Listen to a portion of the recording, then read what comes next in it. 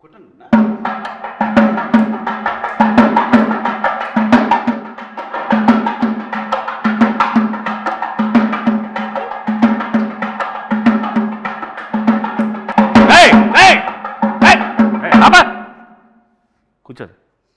నీకు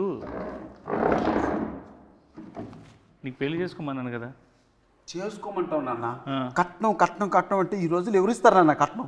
కట్నం లేకుండా ఊరికే ఫ్రీగా వచ్చి ఇంట్లో పెట్టేసి మొత్తం మేము చూసుకోవాలి అమ్మాయిని. అట్లాగే వస్తారు ఈ రోజుల్లో. ఎవరు ఈ రోజుల్లో ఇంటికి వస్తున్నారు ఎవరైనా? ఇంకేం చేయమంటావు నాన్న? కట్నం తీసుకొని పెళ్లి చేసుకో. నీకు కావాలంటే బయటకి ఎక్కడైనా బ్యాంకాకి వెళ్ళి సరదాగా వెళ్ళి వచ్చాయి. ఆయన కూడా తీసుకెళ్ళి.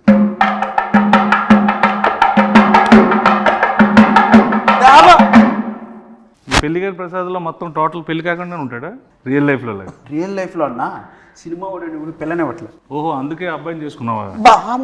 నాన్న ఎంత మాట్లాడినావు నాన్న? మరి ఇందాక చూస్తుంటే నాకు వారిని అడుగు అంటే ఇద్దరు చేసుకున్నారేమో అనుకున్నాను. అతనే నాన్న ఈ స్క్రిప్ట్ రాసింది, కట్నం వారి శాసనాలు కట్నం పెళ్లి గారిని ప్రసాదం చేసింది అతనే నాన్న. డైరెక్టర్ ఆయన. ఈ రోజుల్లో బాంబే స్టైల్ అదే, ఏం పర్లేదు. కానీ అన్న అది కాదు నాన్న, అతను డైరెక్టరు, అతను కూడా పెళ్లి కాలేదు, అతను కూడా ఏదైనా సంబంధం చూస్తావేమో అని తీసుకొచ్చా. ఏమండి, నువ్వే ఒక ఫాదర్ అయితే పెళ్లి చేసుకుని కట్నం లేకుండా ఒక అమ్మాయిని తీసుకొస్తే రేపొద్దున అడిగేవని అయితే ఎవరు చూస్తారు? ఎవరిది బాధ్యత? What is the security?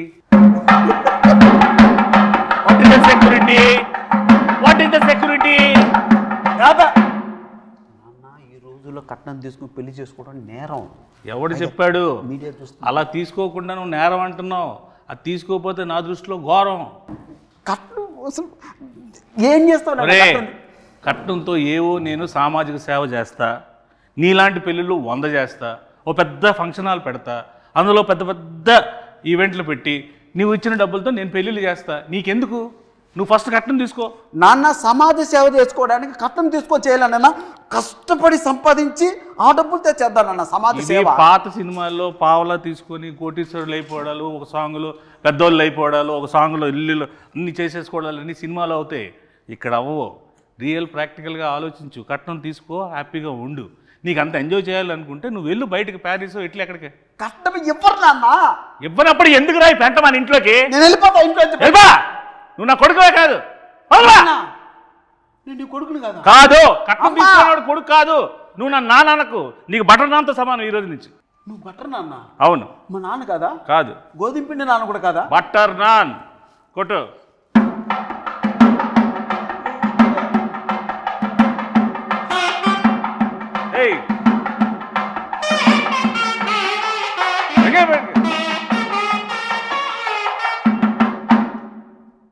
ఇప్పటికీ అర్థమైందా?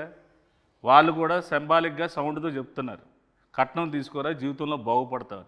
కట్నం తీసుకోకపోతే నీ లైఫ్ ఏమో తెలుసా? ఇలాగ వైలెన్స్గా సైలెన్స్గా ఉంటుంది. అంటే అది కాదు నాన్న, నువ్వు మాత్రం కట్నం తీసుకోలేదు, నన్ను మాత్రం కట్నం తీసుకోమంటున్నావు. బుద్ధి గడ్డి తినే నిన్ను తీసుకోమంటున్నా, నాలాగా నువ్వు అవ్వకుండా ఉండడం కోసం. అన్న ఇక్కడ ఎవరైనా కట్నం తీసుకున్నానన్నా? నువ్వు తీసుకున్నావు కట్నం? ఇక్కడ ఉన్న వాళ్ళందరూ వీడితో పాటు పెళ్లి చేసుకుంటారా? పెళ్లి నువ్వు ఒక్కడో చేసుకున్నావు కదా. వాళ్ళకంతా ఆల్రెడీ పెళ్ళి అయిపోయినాయి నాన్న. మరి నీకు వాళ్ళతో ఎందుకు గోల? కొట్టు.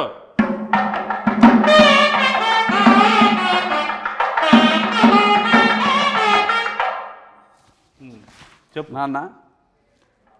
యాక్చువల్గా నాన్న, నువ్వు ఏదో కట్నం వారి శాసనాల గ్రంథం ఒకటి రాసి మీ తాత ముత్తాతల నుంచి ఫాలో అవుతున్న రూల్స్ రెగ్యులేషన్స్ నా పైన మోపి నాకు ఏజ్ బయరేంత వరకు ఇలా నిలబెట్టి నాకు పెళ్లి కాకుండా చేసి పాపం మూట కట్టుకుంటున్నావు నాన్న.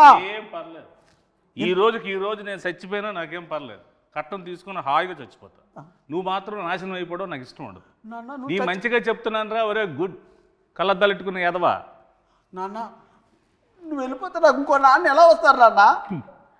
నువ్వు పెళ్లి చేసుకుంటున్నావు కదా, నీ దగ్గర డబ్బులు లేవనుకో, 4వ రోజు 5వ రోజు అదే వెళ్ళిపోతుంది. నీకు అప్పుడు తెలుస్తుంది బాధ ఏంటో. కట్నం ఉందనుకో, నీకు సెక్యూరిటీ ఉంటుంది, నాకు సెక్యూరిటీ ఉంటుంది. నాన్న కట్నం కట్నం అనద్దు నాన్న, మీడియా ముందు ఉన్నాం మనం, అరెస్ట్ చేస్తారు మళ్ళీ ఇద్దరిని. మీడియా వాళ్ళు ఎలాంటి వాళ్ళు తెలుసా? కొట్టు.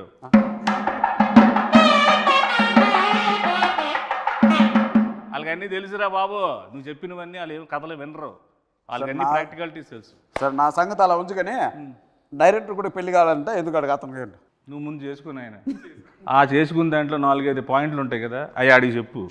అందులో ఒక పాయింట్ అయినా కనెక్ట్ అవుతాడు, పెళ్లి చేసుకుంటాడు. ఎన్ని పాయింట్లు ఏం చెప్పినా సరే కట్నం మాత్రం స్ట్రెస్ చేసి మరీ చెప్పు. అసలుకే మతిమరుపు ఎక్కువ ఈ క్యాండిడేట్కి. కొట్టు.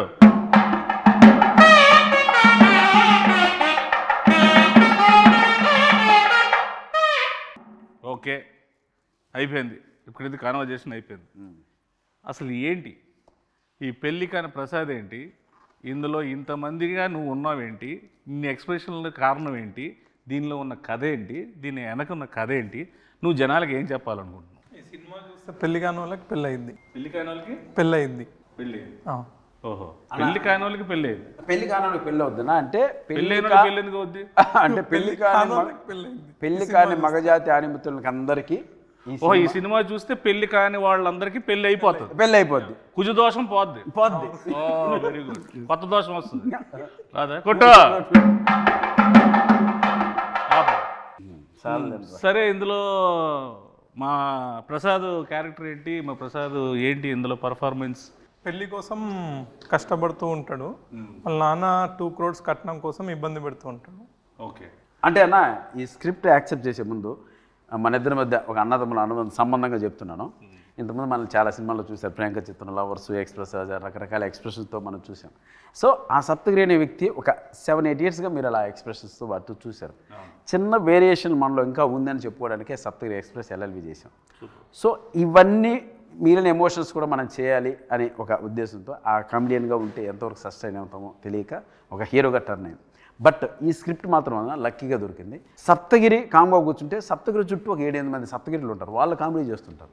సో ఆ సీన్స్ వర్కౌట్ అయినాయి కాబట్టి ఈ సినిమా యాక్సెప్ట్ చేయడం జరిగింది, రిప్రజెంట్ చేస్తుంది. అందుకే ఆ ఎక్స్ప్రెషన్స్ నా చుట్టూ చేసే వాళ్ళ ఎక్స్ప్రెషన్స్ అనమాట.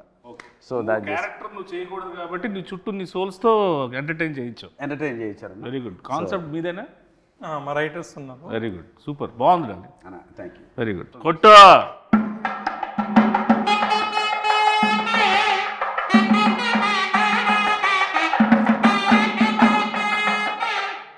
ఇది మన అంటే మాకు మాతృ సంస్థ లాంటిది వెంకటేశ్వర క్రియేషన్స్, దిల్రాజ్ గారిది. సో ఎస్విసికి నీకు ముందు నుంచి ఎలాగ ఇది ఏంటి దీన్ని? నేను ఒక అసిస్టెంట్ డైరెక్టర్గా ఆర్టిస్ట్గా బ్రాన్ అండ్ బ్రాటప్ మనకు జరిగింది ఎస్విసిలో. ఓకే, బొమ్మరిల్లు కావచ్చు, పరుగు కావచ్చు, ఇది అంటే అది నాకు మాతృ సంస్థ. ఇన్నాళ్ళ తర్వాత నేను సినిమా చేసి ఆ సంస్థలో రిలీజ్ చేసుకోవడం నిజంగా ఒక అదృష్టంగా భావిస్తున్నాను. ప్లస్ మనకు రాజ్ సార్ కావచ్చు, శిరీష్ అన్న కావచ్చు, వీళ్ళు ఎంత క్లోజ్ ఉన్నా, ఎంత మనం మాట్లాడినా వాళ్ళ కంటెంట్ నచ్చందే, సినిమా నచ్చందే, డౌట్ లేదు, అందులో డౌట్, లోపలికి అడుగు కూడా పెట్టినాడు.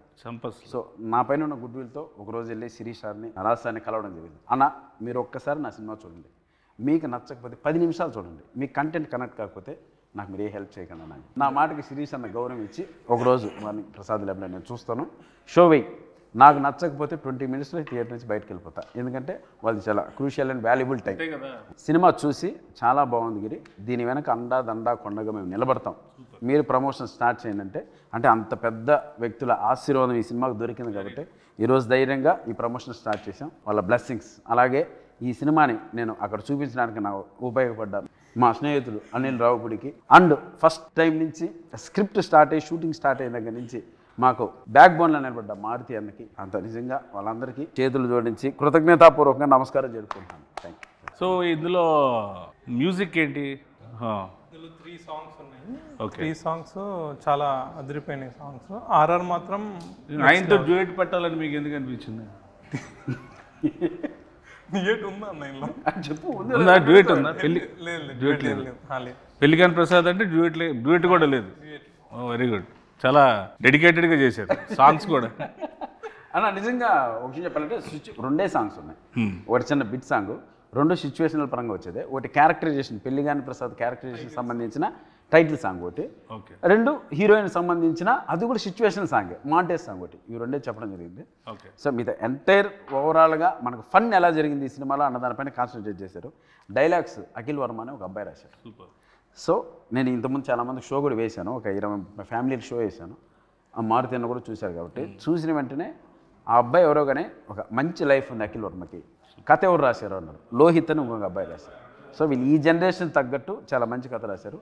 ఈ కథను ఎట్టి పరిస్థితుల్లో మిస్ చేసుకోవద్దు, ఈ కథ చేసి ఫస్ట్ కాపీ నా దగ్గర రమ్మని చెప్పారు. సో అదే మాటగా వెళ్ళాను.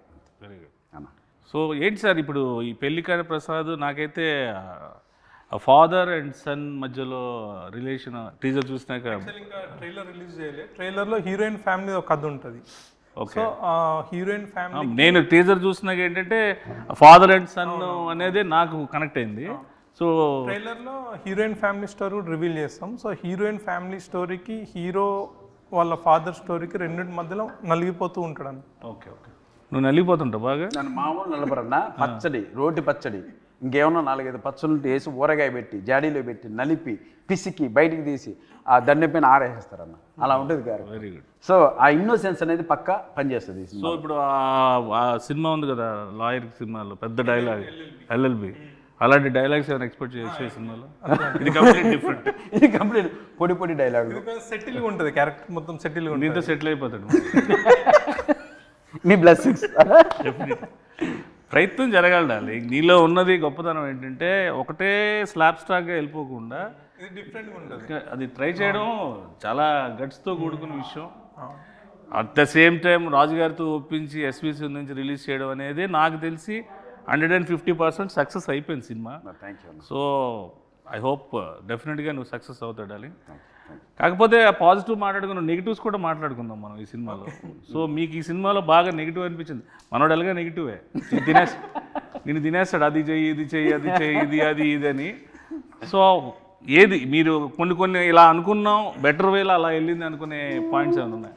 మలేషియాలో చిన్న ఇన్సిడెంట్ జరిగింది, అది అన్న ఇప్పుడు మలేషియా షూటింగ్ ఫస్ట్ నుంచి మాకు అన్న ఫారిన్ షూటింగ్ ఉంది ఆస్ట్రేలియా, అలా స్వాతి ముత్యం సినిమాలో ఉద్యోగం కోసం కమలాసన్ గారు తిరుగుతుంటారు సోమయాజీ, అలా ఆస్ట్రేలియా సరే ఆస్ట్రేలియా పోతున్నాం కదా, సరే ఓకే అన్నా దుబాయ్.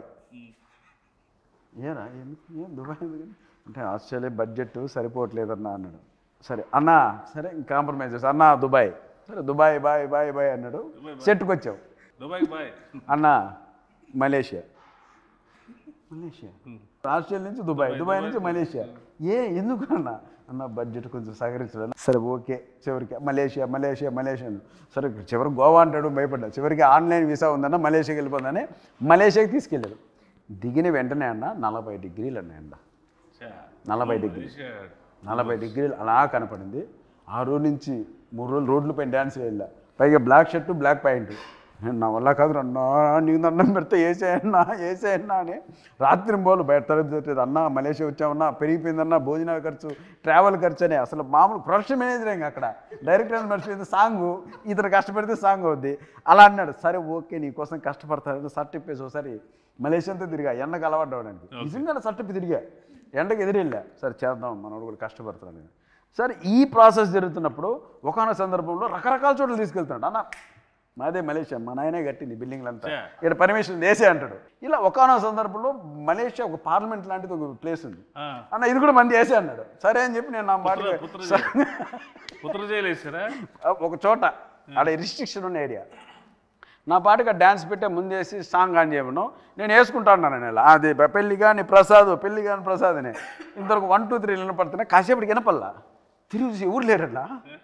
అరే ఏంట్రా ఏమైపోయినా అని తీసుకెళ్ళి పోలీస్ స్టేషన్లో పెట్టాడు. పోలీస్ స్టేషన్కి అక్కడ పిక్ పాకెట్లా ఉన్నాడు అన్న, కెమెరాలకి ఎత్తుకెళ్ళిపోయారు. పోలీస్ స్టేషన్ ఎక్కడ ఉందో నాకు తెలియదు కదన్నా, మొత్తం ఎత్తుకెళ్ళిపోయారు, మొత్తం యూనిట్ అంతా. అదేమన్నా సరే పోలీస్ స్టేషన్కి వెళ్ళాం. ఇతన్ని పోలీస్ స్టేషన్ నుంచి తీసుకురావడం అన్న తల ప్రాణం తోకొచ్చిందన్న. వాళ్ళు ఇంకోటి అంటే కావాలని వాళ్ళు ఏదో మలేషియన్ లాంగ్వేజ్ మాట్లాడుతున్నారు. ఈయన నీదే అన్నావు కదరా, బిల్డింగ్లో మీ నాన్న కట్టాడన్నావు కదరా, మాట్లాడరా మలేషియన్ లాంగ్వేజ్ రాదు.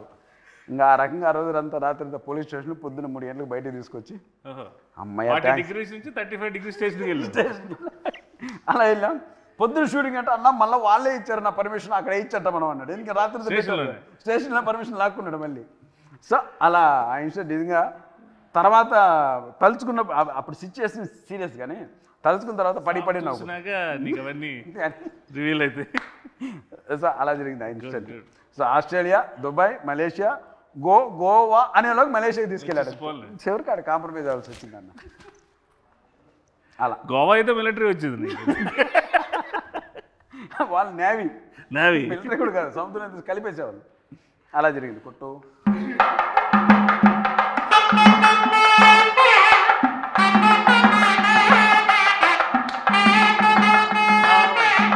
నీకు పాస్పోర్ట్లోనే సార్ మలేషియా తీసుకెళ్తారా?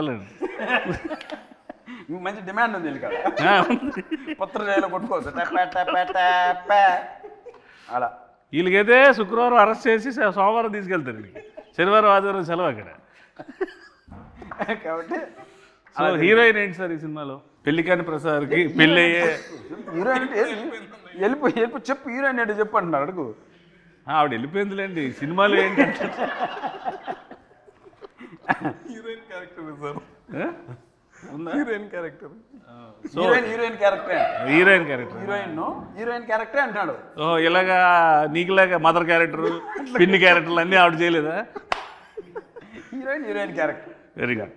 అంటే పెళ్లికాని ప్రసాద్కి హీరోయిన్ ఇంపార్టెన్స్ ఏమైనా ఉండి ఆ ఫీల్ ఏమైనా, పెళ్లికాని ప్రసాద్ కారణం ఏమైనా? పెళ్లిగాని ప్రసాద్, ఆమె పెళ్లిగాని ప్రసాద్ అమ్మ. వాళ్ళ అమ్మ అమ్మ ప్రసాద్ అమ్మ అంటే ఆమె. ఆహా. మేలు నీకన్నా తాత పెళ్లి విషయంలో నాకన్నా తాత. తెలియకుండా చూడండి ఎంత నవ్వుతూ ఉన్నారు ఒక్కొక్కరు. ఒక శతమానం బౌద్ధ ఫ్యామిలీ ఎలా ఉన్నారు కదా. సినిమా చూస్తే అన్న దండుపాలెం బంగారుపాలెం మొత్తం అన్ని కలిపి కొడతారు వాళ్ళు. అలా ఉంటుంది పచ్చడి, రోడ్డు పచ్చడి, ఊరగాయ, ఇంకా అట్లుంటుంది వ్యాపారం. ఈవిడ ఉన్నారు కదా అమ్మగారు, ప్రమోదిని మహాతల్లి. నిజం చెప్తున్నా, నిజంగా మనకు 3 జనరేషన్లకి ఒక వరం ఆమె. అటు లెజెండ్స్ ఎన్టీఆర్ గారు, నాగేశ్వరరావు గారు, అక్కడి నుంచి తర్వాత చిరంజీవి గారి తరం, ఆ తర్వాత ఈ తరానికి కూడా ఆయన ఉండి ఆ ట్రాన్స్ఫర్మేషన్ ఉంటుంది చూడండి అన్న. అన్నపూర్ణమ్మ గారు స్క్రీన్ మీద షార్ట్లోన ఆఫ్ ద షాట్ కూడా ఆవిడ ఎనర్జీ కానీ ఆవిడ తాలూకా అంతే. ఆ జనరేషన్లో వాళ్ళకి ముందు కాళ్ళకు దండం పెట్టుకోవడం తప్ప మనం చేసేది ఏం లేదు. ఇంకోటి మనం ఏదన్నా రెడీ అయిపోతామని రాగానే ఏరా అబ్బాయి రెడీనా అంటే అమ్మ రెడీ అమ్మా అంటే ఇంకా అక్కడికి వచ్చి ఒక సీన్ పడిందన్న మాకు ఆయనకి. నువ్వు కాచుకో, నువ్వు సత్తగిరా, నేను అన్నపూర్ణమ్మ ఎవడో తెలుసుకున్నావు అని చెప్పి రైట్ తల్లి అన్నాం. ఇంకా అంతే ఉత్తికి ఆరేసి దండం మీద ఆరేసి క్లిబ్బులు పెట్టి వెళ్ళిపోయింది లోపల. ఇంక ఎండ వచ్చినప్పుడు 6ంటికి పెట్టుకోవడం అంతే. అలా ఉంటుంది మ్యాటర్. డైరెక్టర్ గారు ఒక క్లోజ్ తీయమంటేనే ఇప్పుడు ఎవరు సగం క్లోజ్ తీయట్లేదు. ఇన్ని క్లోజ్లు ఎంత బాగా తీసిన డిఓపి ఎవరు సార్? సుజాత సిద్ధార్థ్ అని డిఓపి చాలా బాగా చేసిండు. ఆయన ఇంతకుముందు 6 to 7 ఫిల్మ్ చేసిండు, అన్ని మంచి బడ్జెట్ మూవీస్ చేసిండు. ఇప్పుడు మనం మూవీ చేసాము. అంటే సుజాత సిద్ధార్థ గారు ఇచ్చినటువంటి అవుట్పుట్ వల్లే, ఆ క్వాలిటీ వల్లనే నేను ఒక పెద్ద మనుషుల దగ్గరికి వెళ్ళగలిగాను. ఇండస్ట్రీ పెద్ద ఆ క్వాలిటీ ఉన్న అవుట్పుట్ చూపించాలి కదా. ఏదో అది లేకపోతే నేను కూడా ధైర్యంగా వెళ్ళాను. నిజంగా ఆ విషయంలో మాత్రం సిద్ధార్థకి నిజంగా స్పెషల్ థ్యాంక్స్ అన్న, థ్యాంక్ యూ. అండ్ ఆ అవుట్పుట్ తీసుకుని నేను చూపించడం వల్లే క్వాలిటీ బాగుంది, మంచి మేకింగ్ చేశారు, మంచి ఆర్టిస్టులు పెట్టారు, ఎవ్రీథింగ్ పర్ఫెక్ట్గా ఉంది, ఇప్పుడు మేము చూస్తామని ఒక నమ్మకం కలిగించే విధంగా మాకు ఆ ఫోటోగ్రఫీ చేశారు. ఇక ఈ ఇన్ని ఎక్స్ప్రెషన్లు ఒక ఫ్రేమ్లో సినిమా గురించి చెప్పే ఈ కాన్సెప్ట్ చాలా బాగుంది యాక్చువల్లీ. ఈ థాట్ ఎవరిది? Very good sir. అంటే అన్ని ఆర్టిస్టులు కన్నా ఒక పెళ్లికాని ప్రసాద్ అనేవాడికి ఇన్ని వేరియేషన్స్, ఈ సినిమాలో ఇన్ని ఎమోషన్స్ ఉంటాయనేది బై పోస్టల్ చూస్తేనే మాకు అర్థం అవుతుంది. అది సినిమాలో డెఫినెట్గా ఉంటుంది అనుకుంటున్నాను. అది ఉంటే కనుక నువ్వు ఇంకా పాన్ ఇండియా సినిమా చేసుకోవచ్చు. హ్యాపీగా రీజనల్ లాంగ్వేజ్ మంచి సినిమాలు పాన్ ఇండియా, మళ్ళీ మలేషియా జైలు, పాన్ ఇండియా అంటే మలేషియా, అక్కడి నుంచి ఆస్ట్రేలియా నుంచి దుబాయ్, కట్ చేస్తే పెళ్ళి లింగంపల్లి, యూసఫ్ కూడా. సో ఇందులో యాక్షన్ ఎక్కువ ఉందండి, కామెడీ యాక్షన్ ఉంది. ఓ అది that is one of the action, biggest action. Comedy అనేది అంత యాక్షన్ ఎవరు చేయలేరు. ఫైట్ మాస్టర్లు కామెడీ యాక్షన్ చేయలేరు. అందుకే అన్ననే చేసేసాను, ఫైన్ మాస్టర్ లేడు అని ఆయన చేసాడు, ఈ మాస్టర్ కూడా ఈయన. Super.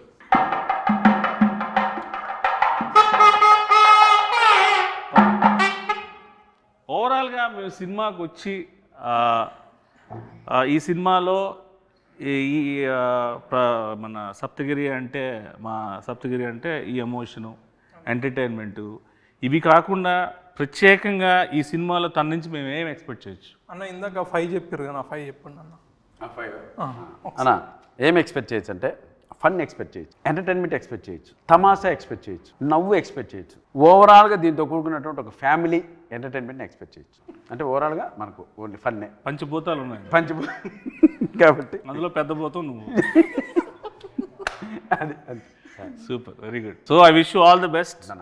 Happy success darling, congratulations and all the best sir.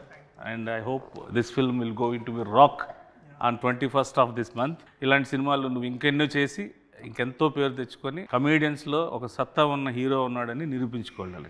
Love you, thank you.